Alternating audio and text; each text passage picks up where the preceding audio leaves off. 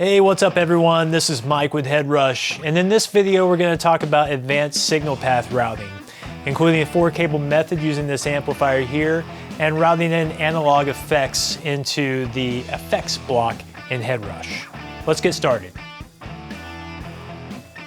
So one of the really cool things you could do with the HeadRush is run the really popular 4-cable method. This is really cool if you want to use this in conjunction with a rig like this that also has an effects loop. And it's really cool for placing your time-based effects, things like reverb, delay, even phasers and flangers, in between the pre and power amp sections of your amplifier, which is kind of the appropriate place to put these to get the best sound. You can do that just by adding an effects loop block.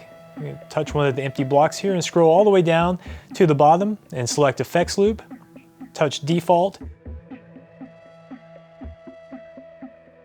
Now you can see here I have a couple different effects lined up already. I have a phaser, reverb, and delay.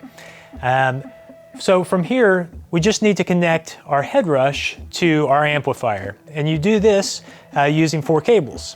The first one is the instrument cable that runs from your guitar or bass into the instrument input on your HeadRush. From there, you're going to take the send from the HeadRush into the input of the amplifier. Then you're going to take the return from the HeadRush into the send of the amplifier. And finally, from the output of the loop return of your amp back into the HeadRush. Let's give this a listen and see what it sounds like.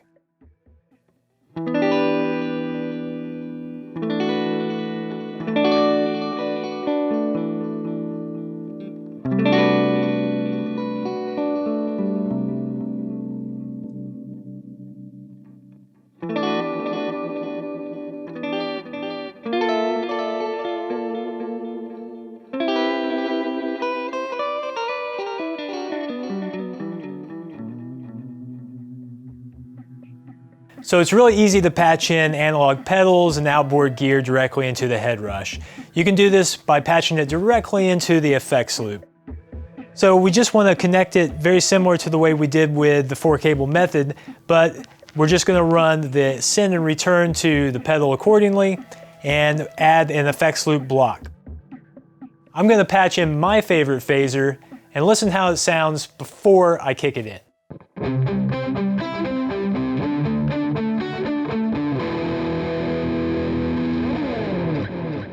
Now after.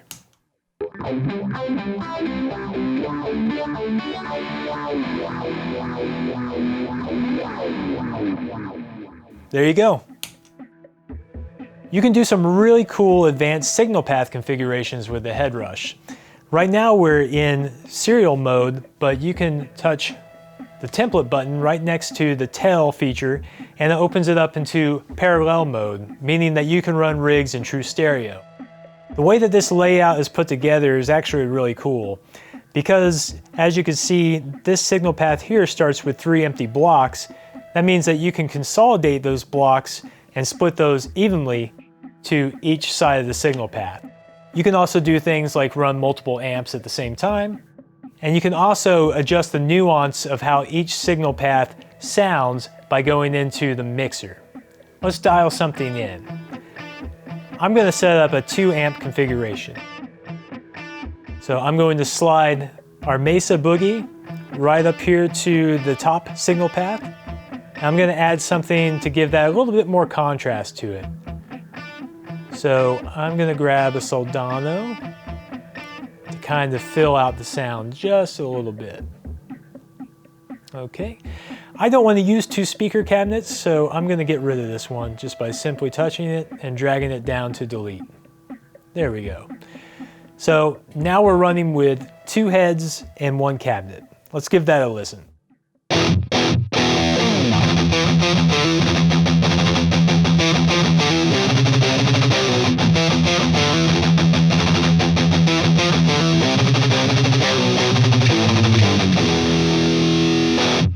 Pretty cool, pretty metal. I want to go ahead and add a little bit of overdrive to that and just dial in the EQ. Let's go ahead and add an overdrive pedal to the front end.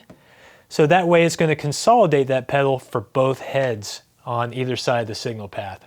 Grab a tube screamer, adjust accordingly. Let's give that a listen.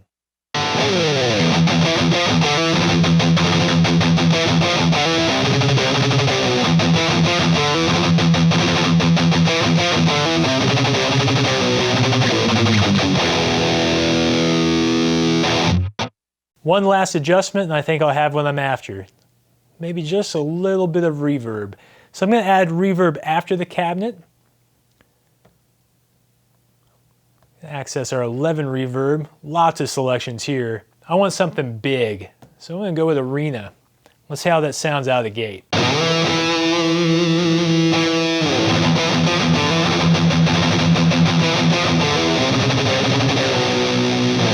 So that's kind of living in reverb land for my taste. I'm going to drop back the decay time, adjust the mix. I think we'll have what we're after.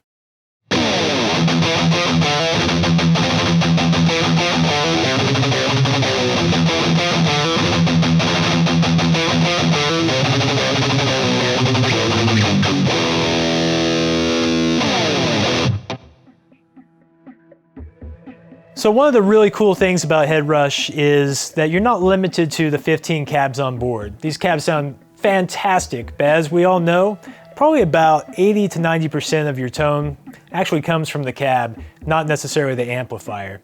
So you'll be happy to know that you have an unlimited amount of options available to you by importing any third-party impulse response file. I have some of these loaded onto the HeadRush right now, and I'm going to show you how easy it is to set this in place of one of the stock cabinets on board. So let's go ahead and just continue with this rig that we're building. I'm going to get rid of the cabinet by touching it and dragging it down to delete. So now in its empty place, let's add an impulse response file. We're going to touch Custom IR and IR default. Let's see what we have on board here. Lots of goodies to choose from. This is one of my favorites. Let's give it a listen.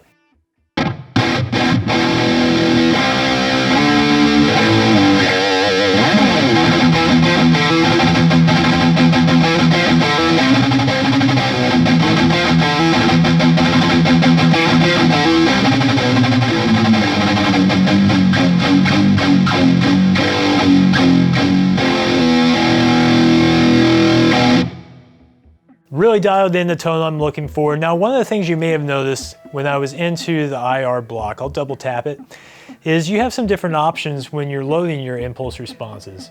So I'm going to delete this so you can see what I'm talking about. And you'll see here that we have IR and we have IR 1024. That is referring to the number of samples that's actually in the impulse response file. The traditional IR is going to be twice that, so 2048.